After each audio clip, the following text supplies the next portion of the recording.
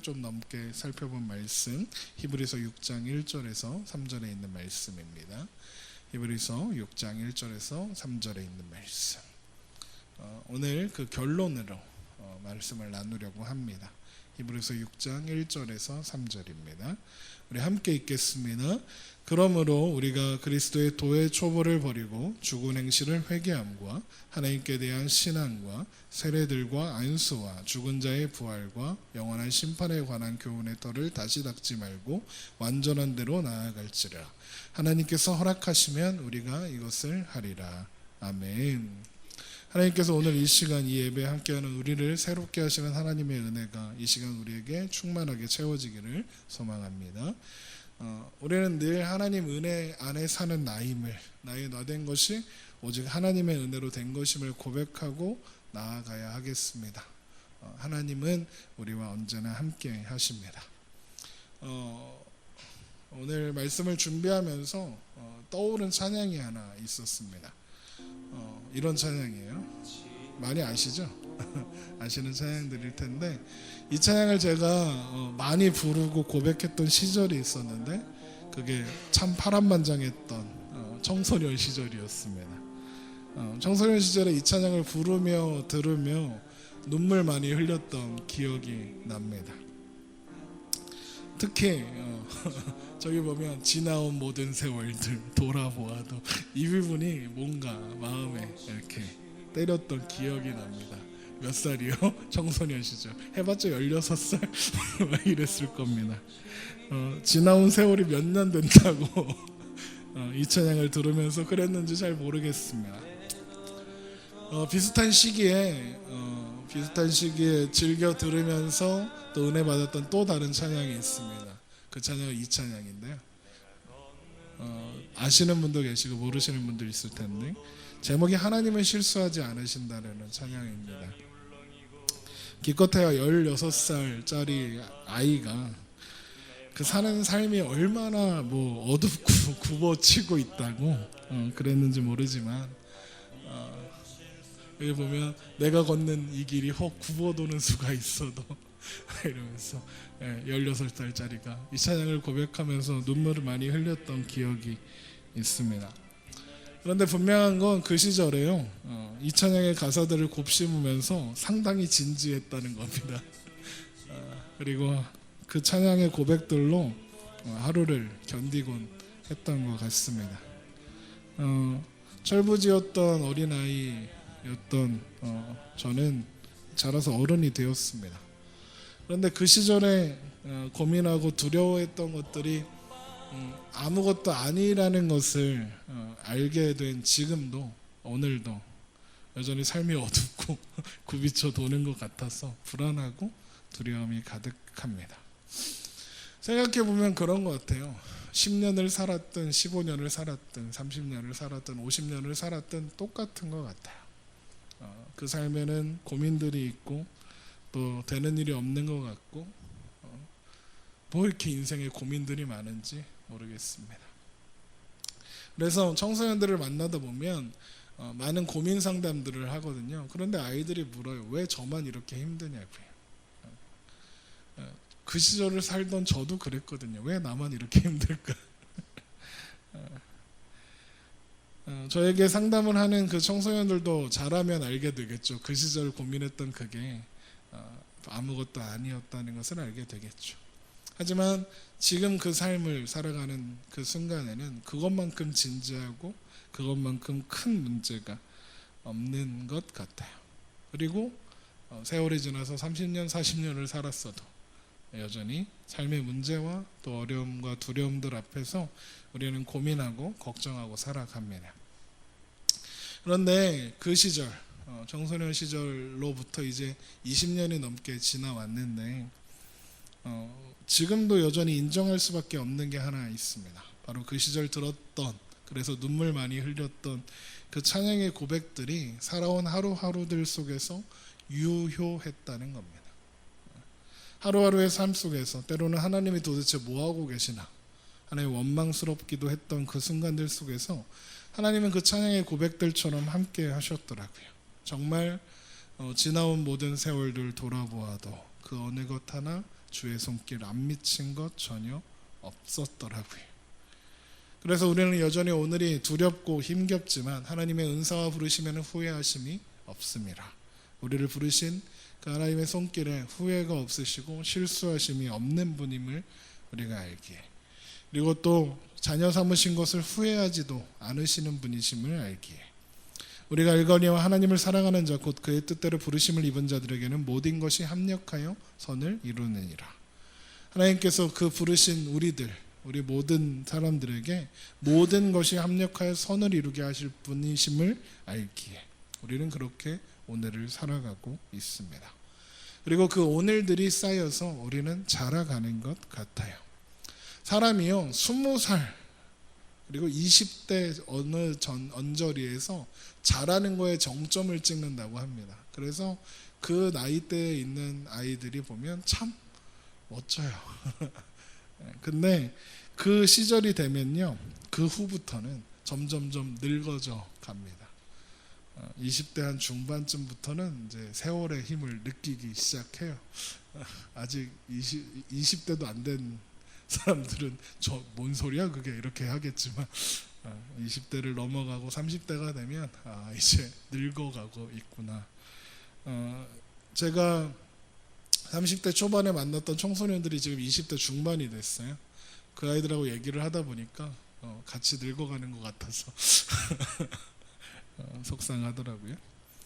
사람이 자라는 건 한계가 늘 있습니다. 그런데 사람의 마음이 자라는 건 한계가 없더라고요. 세월이 흐를수록, 세월이 오래 흐를수록 사람의 마음은 더 자랄 수 있습니다. 나이가 먹었는데도 사탕 하나를 두고 싸우는 어린아이 같으면 어른 대접 못 받죠. 그런 말 있잖아요. 벼는 익을수록 고개를 숙인다는 말처럼 사람도 그 마음이 세월이 흐를수록 더 자라가고 커져야 합니다. 특히나 그리스도인들은 더욱 그러합니다. 그리스도인들의 마음은 믿음 안에 있기 때문에 더 예쁘게 자라가야 합니다. 그걸 신앙이 자란다라고도 하고 신앙이 성숙되어 간다고도 표현을 하죠. 우리의 오늘들이 힘겨움에도 불구하고 낙심하지 말고 우리에게 주어진 그 오늘들 안에서 함께 자라가는 우리가 되기를 소망합니다. 이게 제가 드리는 말씀이 아니라요 성경에 있는 말이에요. 우리의 오늘들을 낙심하지 말자 사도 바울이 이야기합니다. 우리 고린도후서 4장 16절을 볼까요? 고린도후서 4장 16절입니다.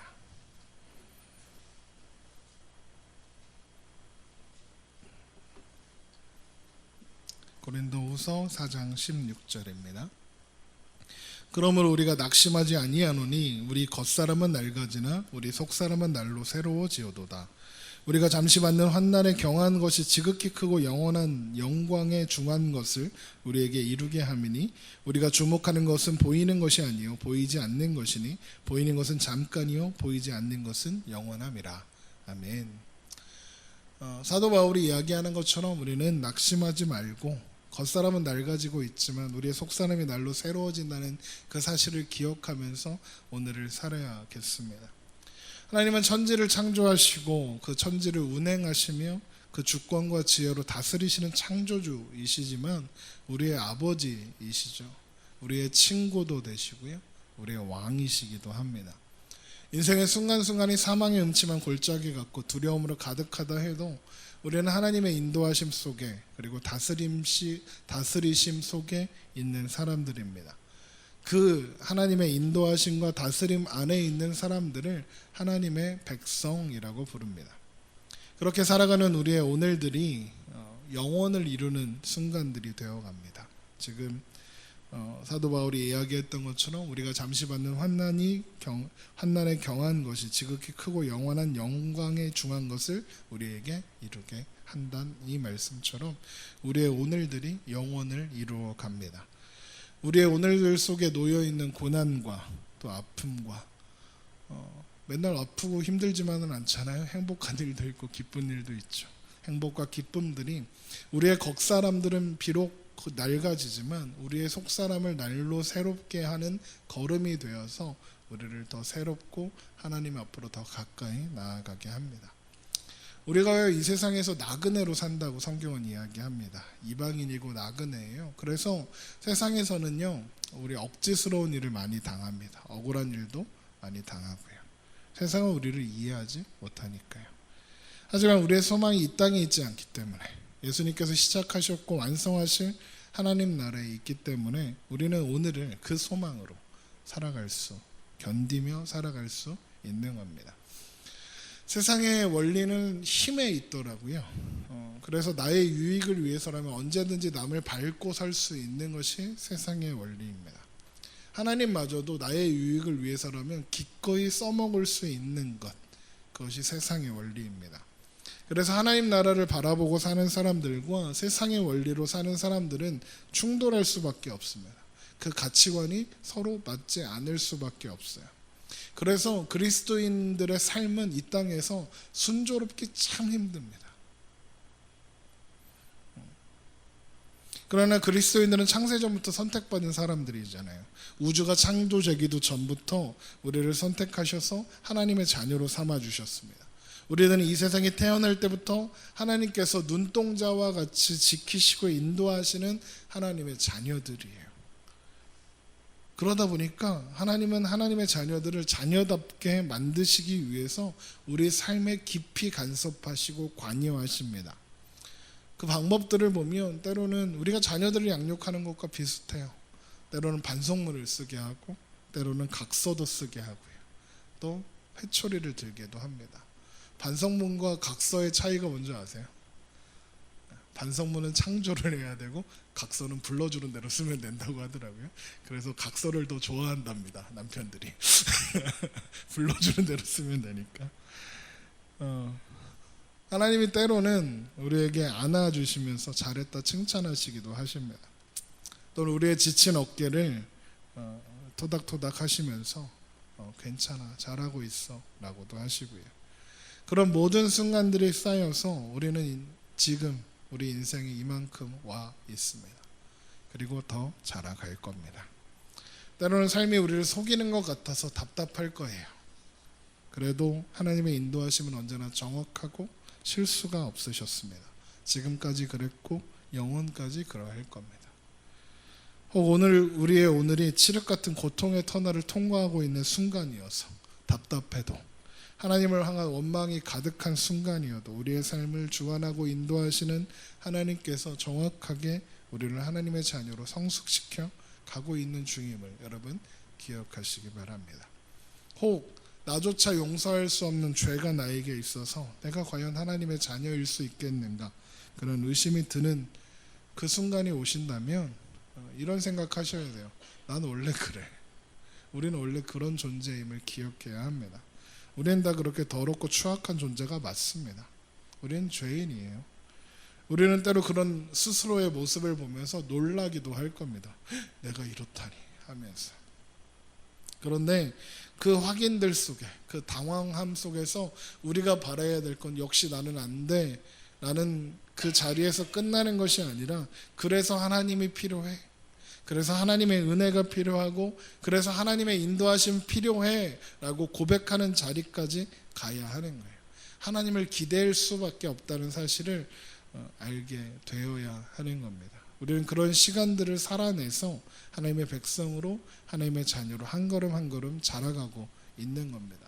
그래서 제가 늘 말씀드리는 게 뭐냐면, 우리는 우리의 신앙의 증거를, 믿음의 그 증거들을 나에게서 찾지 말라고 자꾸 말씀드리는 거예요.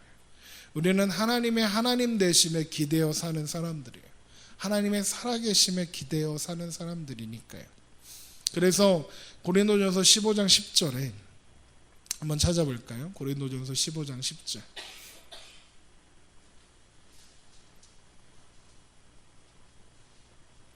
고린도전서 15장 10절입니다.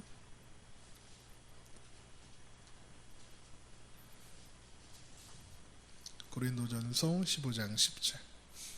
우리 함께 읽죠. 그러나 내가 나 된 것은 하나님의 은혜로 된 것이니 내게 주신 그의 은혜가 헛되지 아니하며 내가 모든 사도보다 더 많이 수고하였으나 내가 한 것이 아니요 오직 나와 함께 하신 하나님의 은혜로라.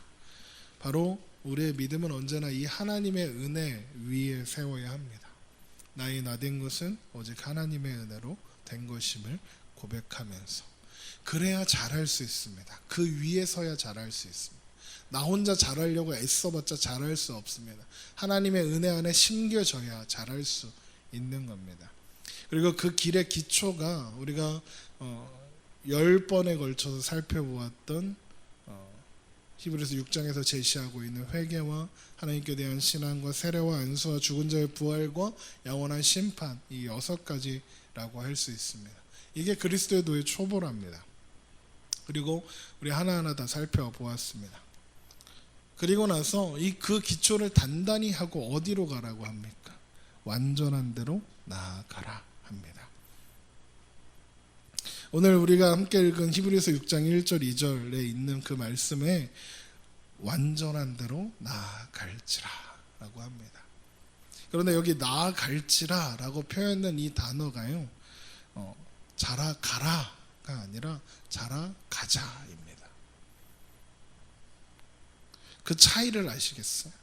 자라가라와 자라가자의 차이. 너는 가라가 아니라 우리 함께 가자입니다. 우리라는 것은 우선 편지를 쓰고 있는 히브리서의 기자와 그리고 히브리인 성도들을 의미하는 거겠죠. 저자는 나도 그렇게 자라가고 있으니까 너희도 그렇게 자라가라 라고 우리 함께 가자고 하는 거고요. 2000년의 세월을 뛰어넘어서 지금 오늘을 살고 있는 우리들, 이 편지를 지금 읽고 있는 우리들을 향해서도 똑같이 말하는 거예요. 우리 함께 자라가자라고 전하고 있는 거예요. 이게 히브리서 기자만 그런 줄 알았더니 성경에 있는 사람들이 다 그래요. 우리 빌립보서 3장 12절을 한번 볼까요? 빌립보서 3장 12절, 사도 바울이요 이런 고백을 합니다. 빌립보서 3장 12절, 제가 읽겠습니다. 내가 이미 얻었다 함도 아니요 온전히 이루었다 함도 아니라 오직 내가 그리스도 예수께 잡힌 바 된 그것을 잡으려고 달려가노라. 형제들아, 나는 아직 내가 잡은 줄로 여기지 아니하고 오직 한 일, 즉 뒤에 있는 것은 잊어버리고 앞에 있는 것을 잡으려고 표대를 향하여 그리스도 예수 안에서 하나님이 위에서 부르신 부름의 상을 위하여 달려가노라. 그럼 바울 정도면 괜찮잖아요. 완전하지 않나요? 그 정도면. 그런데 바울도요, 완성을 향해서 오늘도 달려가고 있노라 그렇게 고백하고 있는 거예요. 그리고 나서 뭐라고 하는 줄 아세요? 17절 보세요. 빌립보서 3장 17절, 형제들아 너희는 함께 나를 본받으라. 그리고 너희가 우리를 본받은 것처럼 그와 같이 행하는 자들을 눈여겨보라 합니다. 너희는 나를 본받으라. 그러면 이 말, 너는 나를 본받아라, 이 말이 세상에서 제일 어려운 말인 거 아시죠? 나를 본받아라, 이 말은 내가 본이 되겠다라는 뜻이잖아요. 그러면 따라오는 사람보다 훨씬 더 철저해야 해요. 그렇죠? 사도 바울이요, 나도 오늘을 그리스도의 표대를 향해서 달려간다, 완성을 위해서 달려간다, 너희도 나를 본받아라. 이게 무슨 말이겠어요?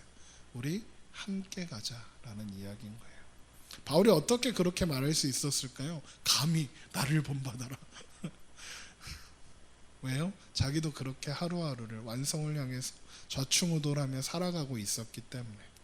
하나님께서 내 힘으로 하는 것이 아니라 하나님께서 하신다는 것을, 그의 인생을 붙잡아 완성을 향해 데리고 가고 계신다는 사실을 바울이 알고 있었기 때문에, 그래서 그렇게 고백할 수 있었던 거예요. 하나님께서도 우리에게 함께 가자고 하세요. 내가 너의 손을 잡고 인도해 가겠다고 하세요. 내가 너로 되게 하겠다라고 말씀하세요. 우리 예레미야 31장을 봅니다. 예레미야서 31장 31절.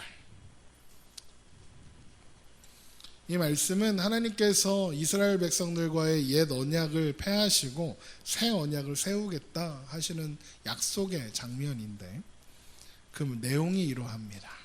예레미야서 31장 31절, 제가 읽겠습니다. 여호와의 말씀이니라. 보라, 날이 이르르니 내가 이스라엘 집과 유다 집에 새 언약을 맺으리라. 이 언약은 내가 그들의 조상들의 손을 잡고 애굽 땅에서 인도하여 내던 날에 맺은 것과 같지 아니할 것은 내가 그들의 남편이 되었어도 그들의 내 언약을 깨뜨렸습니다. 여호와의 말씀이니라. 그러나 그날 후에 내가 이스라엘 집과 맺을 언약은 이러하니 곧 내가 나의 법을 그들 속에 두며 그들의 마음에 기록하여 나는 그들의 하나님이 되고 그들은 내 백성이 될 것이라. 여호와의 말씀이니라. 여러분, 하나님께서 이스라엘 백성들과 새 언약을 맺겠다 하시면서 뭐라고 하십니까? 그들이 나와 맺은 언약을 깨뜨렸답니다. 애굽 땅에서 인도하던 날에 맺었던 언약, 그게 옛 언약인데 그 언약이 뭡니까? 모세에게 주셨던 언약, 율법의 언약이에요. 그런데 이스라엘 백성들이 그 율법 잘 지켜가지고 하나님께 복을 받고 막 하나님과 동행하고 막 그랬나요? 못했습니다. 구약의 역사가 그거예요. 이스라엘 백성들은 못해. 그 약속을 지킬 능력이 애초에 없었거든요. 그러니까 옛 언약이 실패한 건 하나님이 실패한 게 아니라요, 이스라엘 백성들이 실패한 거예요. 그리고 아는 거예요. 우리는 그 약속을 이룰 방법이 없구나. 그 옛 언약의 실패를 통해서, 이스라엘 백성들의 실패를 통해서 우리도 그걸 보는 거예요. 나는 할 수 없구나. 이게 극단적으로 말하면요, 옛 언약은요, 하나님이 백성들한테 실패하라고 주신 거예요. 실패하라고. 그래야 아니까. 그거 못할 거 아시고 주신 거예요. 그래야 알죠. 나는 못하는구나. 나는 언약을 이룰 능력이 하나도 없구나. 그래야 알게 되니까요. 실패하라고 주신 거예요. 그래서 그런 백성들의 실패 앞에서 하나님이 제안하는 방법이 뭐예요? 새 언약을 세우시는 거예요. 33절 한번 보세요. 그러나 그날 후에 내가 이스라엘 집과 맺을 언약은 이러하니 곧 내가 나의 법을 그들 속에 두며 그들의 마음에 기록하며 나는 그들의 하나님이 되고 그들은 내 백성이 될 것이다. 여기 보세요. 여기에 주체가 뭐예요? 새 언약을 이루는 주체가 누구십니까? 하나님이시잖아요. 내가 하겠다는 거예요. 내가 나의 법을 그들 속에 두겠다 해요. 내가 그들의 마음에 법을, 하나님의 말씀을 기록하겠다 하시는, 하나님이 하시겠대요. 하나님이 자기 백성의 마음에 하나님의 약속을 새겨서 하나님께서 그 백성의 하나님이 되시고 그래서 자기 백성 되게 하시겠다 하는 거예요. 그래서 오늘 말씀에 완전한 대로 나아갈지나, 이 말씀이 한글로는 잘 구별이 안 되지만 이 우리가 나아가자, 이 말이 수동태로 기록되어 있대요. 그러니까 굳이 표현하자면 이런 거예요. 우리가 나아가진다. 이게 끌려간다는 뜻이에요. 이 단어가 언제 쓰나 보았더니 배가 이렇게 돛을 달고 있으면 바람을 받아서 그 나아가는 모습을 표현하는 그런 단어와 같다고 하더라고요. 그러니까 배가 바람에 밀려가는 것처럼, 바람에 배가 끌려가는 것처럼 우리도 하나님이라는 바람에 밀리고 끌려서 가는 거라는 거예요. 완전을 향해서. 성부, 성자, 성령 하나님께서 우리를 끌고 밀고 데리고 가시는 거예요. 어디로 데리고 가세요? 완전한 대로. 에베소서 한번 보세요. 에베소서 1장 4절에서 6절에 있는 말씀 보겠습니다. 에베소서 1장 4절입니다.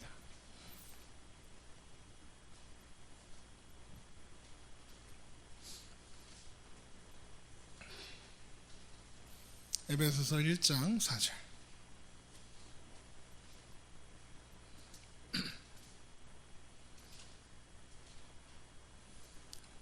6절까지 우리 함께 읽겠습니다. 곧 창세전에 그리스도 안에서 우리를 택하사 우리로 사랑 안에서 그 앞에 거룩하고 흠이 없게 하시려고 그 기쁘신 뜻대로 우리를 예정하사 예수 그리스도로 말미암아 자기의 아들들이 되게 하셨으니 이는 그가 사랑하시는 자 안에서 우리에게 거저 주시는 바 그의 은혜의 영광을 찬송하게 하려는 것이라. 여기 보면 성부 하나님께서 우리를 창세전에 그리스도 안에서 우리를 선택하셨대요. 그런데 선택하셔서 뭐 하시느냐면요, 우리로 사랑 안에서 그 앞에서 거룩하고 흠이 없게 하려 하신대요. 이게 한마디로 하면 뭐예요? 온전한 것, 완전한 거죠. 그래서 우리를 예수 그리스도로 말미암아 하나님의 자녀로 삼으신대요. 예수로 말미암아 하나님의 자녀로 삼으시는 방법은 뭐였어요? 7절입니다. 우리는 그리스도 안에서 그의 은혜의 풍성함을 따라 그의 피로 말미암아 속량 곧 죄사함을 받았느니라. 우리가 완전하고 거룩하고 흠이 없게 하시는 분은 예수님이신데, 예수님께서 우리를 완전하고 거룩하고 흠이 없게 어떻게 하시느냐? 예수님께서 십자가에 죽으시고 피를 뿌려 주셔서, 그래서 그 십자가를 통과하여 하나님을 만나고 하나님의 뜻을 알고 하나님의 은혜를 발견하고 확인하게 되는 거예요. 예수님께서 단번에 영원한 제사를 하나님께 드림으로써 우리를 온전하게 하시는 거예요.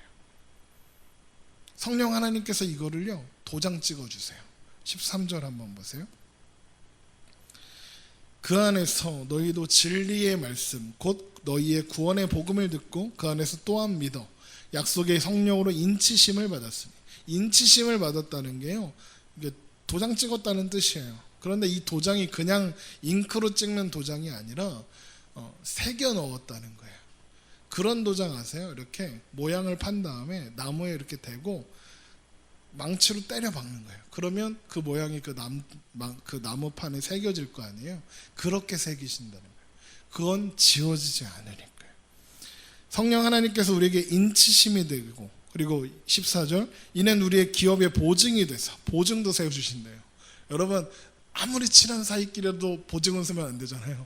그런데 성령 하나님께서 하나님 앞에서 우리의 보증을 세워주신대요. 누가 책임지겠다는 거예요? 네 보고 책임지라는 거예요? 보증 쓴다는 건 뭐예요? 내가 책임지겠다는 거죠. 그거예요. 우리의 부족함, 자격 없음에도 불구하고 우리가 하나님의 자녀임을 확신할 수 있는 가장 중요한 이유가 뭐냐? 성부, 성자, 성령 하나님께서 그렇게 하시고 확증해 주셨기 때문에 그래요. 아까 예레미야 선지자의 선포처럼 하나님께서 하나님의 말씀을 우리 마음에 새기시고 우리를 하나님의 이름을 우리 안에 새기셔서 변하지 않을 약속으로, 취소되거나 실패하지 않을 약속으로 세우셨기 때문에 우리가 하나님의 자녀됨을 확신할 수 있는 거예요. 예수님이 그래서 이 땅에 오신 거예요. 하나님의 뜻을 이루기 위해서, 우리를 온전하게 하시는 그 뜻을 이루기 위해서. 그 뜻이 십자가에서 이루어졌잖아요. 예수님께서 잡히시던 그 밤에 예수님께서 겟세마네 동산에서 기도하시죠. 땀이 피가 될 때까지 간절히 기도하시는 내용이 뭐냐 하면, 우리 요한복음 17장에 한번 가볼게요. 요한복음 17장 20절.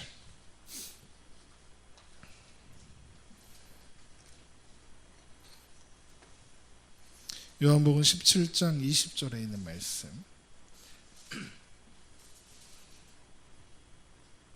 예수님이 기도하세요.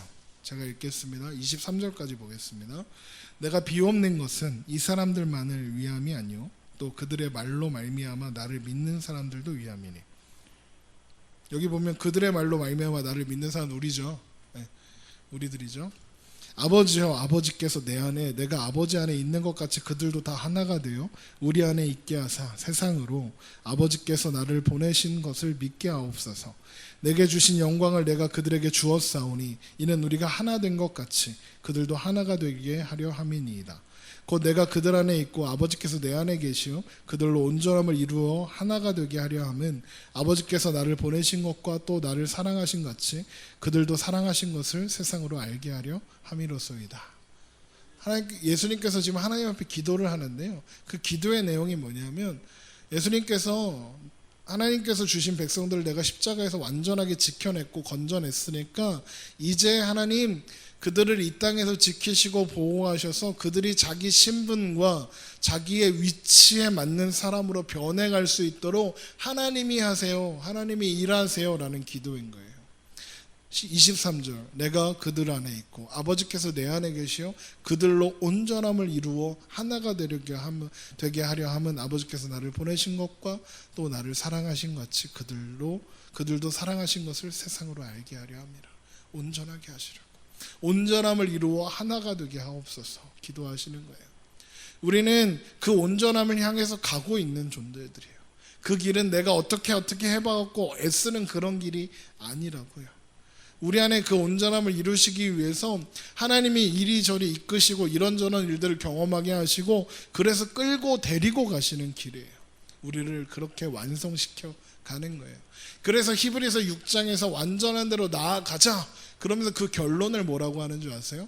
6장 3절이 히브리서 6장 3절. 다시 오늘 본문으로 돌아와서 한번 보세요. 히브리서 6장 3절.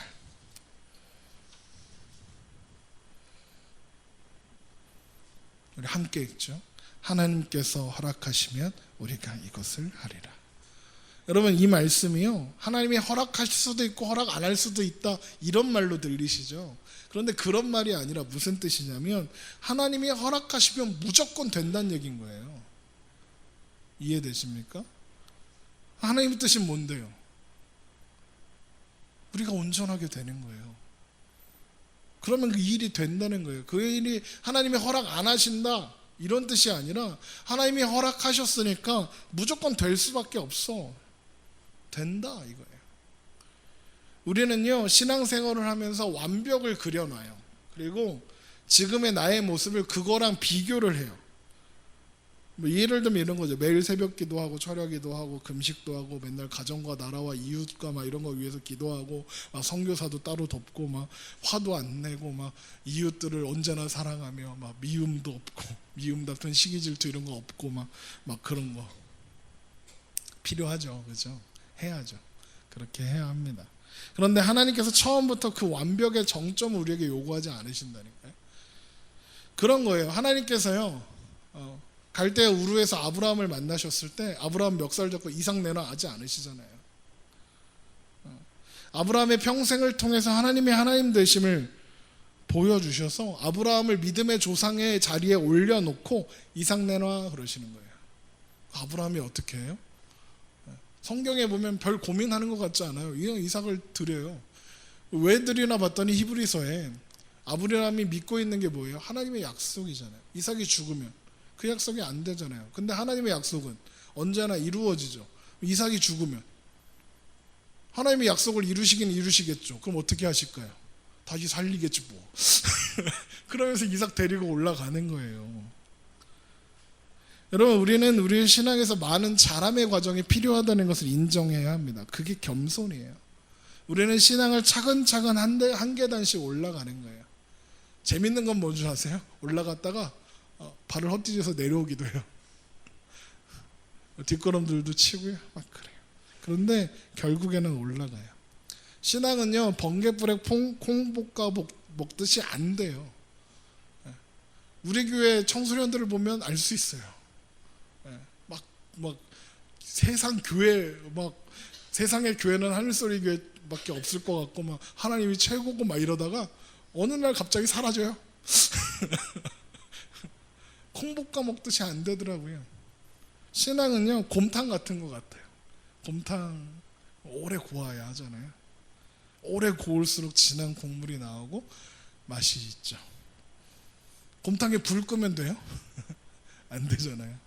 그것처럼 하나님께서 우리의 삶 속에서도 우리를 향한 간섭을 멈추는 순간은 단 한순간도 없습니다.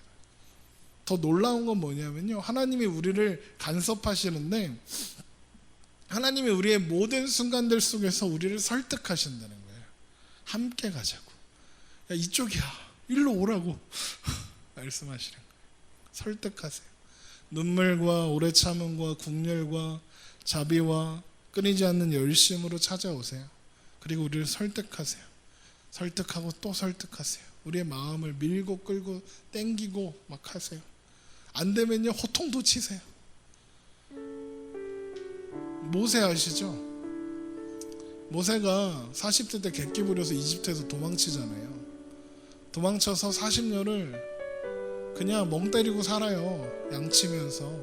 그러다가 어느 날 길을 가는데 나무에 불이 붙었는데 나무가 안 타는 걸 보잖아요. 우와, 신기하다. 그래서 가봤더니 거기서 하나님이 그러시는 거예요. 모세야, 내가 산 땅은 거룩하니 내 신을 벗어라. 깜짝 놀라서 신을 벗죠. 그러면서 말씀하시는 거예요. 모세야, 내가 너를 보내서 이스라엘 백성들을 이끌어낼 거야. 그 지도자로 내가 너를 세웠어. 그랬더니 모세가 뭐라 해요? 아니요, 하나님, 저는 못하는데요. 그때 시키지 그러셨어요. 그때 나 할 수 있다고 생각했어. 나 지금 못해요. 왜 못해요? 저 늙었고요, 말도 잘 안 되고요, 되는 일이 하나도 없어요. 전 못해요, 하나님. 근데 하나님이 뭐라고 하세요?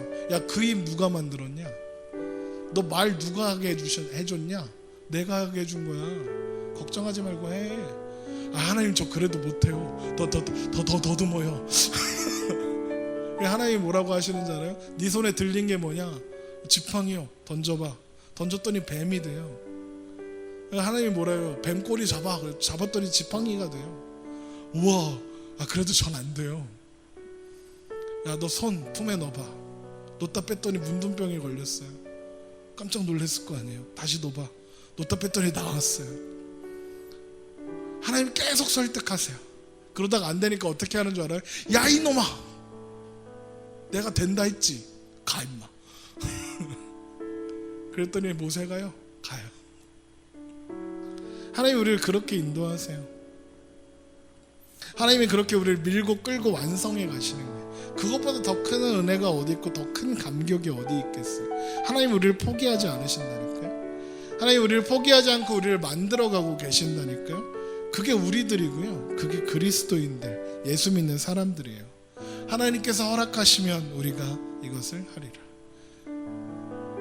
한번 정하신 뜻을 포기하지 않으시는, 변하게도 하지 않으시는, 그래서 인도하시는 하나님을 바라보면서 우리에게 허락하실 그 온전한 그 자리까지 오늘도 자라가리라. 그 인도하심에 나의 삶을 맡기리라. 그렇게 결단하면, 그리고 그렇게 하나님 앞에 서기 원합니다. 우리 아까 예배 때 찬양했잖아요. 자 곧 내 노를 저 깊은 망망한 바다로 가라. 오늘도 우리는 하나님의 은혜의 바람을 맞고 있어요. 그런데 너무 무서워요, 저 바다가. 그래서 돛을 접고 안 가려고 버텨요. 닷을 내리고 어떻게든 버텨보려고 애를 써요. 근데 하나님이 뭐라고 하시는 줄 아세요? 돛을 올려라, 닷을 올려라, 그리고 돛을 펴라. 내가 너를 큰 바람으로 큰 바다에 가서 살게 하겠다. 거기에서 너를 온전한 사람으로 만들어내겠다. 그래서요, 어떤 사람들은 그리스도인의 삶의 여정을 믿음의 항해라고 표현하나 봐요. 그 길을 혼자 가는 길 아니라요, 우리 함께 가는 길입니다. 하나님이 함께 가겠다 하시고요, 그리고 함께 갈 믿음의 동지들을 이렇게 허락해 주시는 거예요. 우리 손잡고 또 하나님 손잡고 우리 그렇게 믿음의 항해를 떠나는 거예요. 태풍도 오고요, 비바람도 몰아치겠죠. 어쩌면 배가 뒤집힐지도 몰라요. 그런데 분명한 건 그 배는 파손되지 않아요. 하나님께서 그 배를 똑바로 세우셔서 끝까지 인도해 가실 거니까요. 완성이라는 그 자리까지, 완전이라는 그 자리까지 하나님께서 우리를 그렇게 데려가실 거예요. 그 완전이 뭐냐고요? 제가 늘 말씀드리잖아요. 하나님 사랑, 이웃 사랑, 그 자리까지 데려가실 거예요. 우리를 온전하게 하는 거룩하고 흠이 없는 그 자리까지 하나님이 데려가시는 거예요.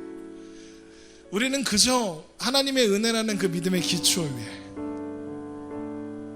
하나님의 복음의 말씀의 그 위에 서서 하나님을 바라고 하나님이 인도하시는 그 걸음으로 오늘을 살아가면 되는 거예요. 오늘을 믿음의 항해자로서 하나님께서 허락하시는 그 순간들 속에서 믿음의 항해자로 하나님이 불어주시는 그 바람을 맞으며 오늘도 그렇게 나아가는 거예요. 네, 저도 두렵고 떨려요. 걱정 많고요, 고민 많습니다. 저도 맨날 흔들리고요, 배가 뒤집힌 것 같아서 답답할 때도 많습니다. 그런데 하나님께서요, 우리를 잡아서 그렇게 이끌어가고 계시네요. 여러분, 그 사실 기억하면서 오늘도 믿음으로 살아보는 믿음의 항해자가 되시는 우리 함께 가는 저 여러분 되시기를 주님의 이름으로 축원합니다.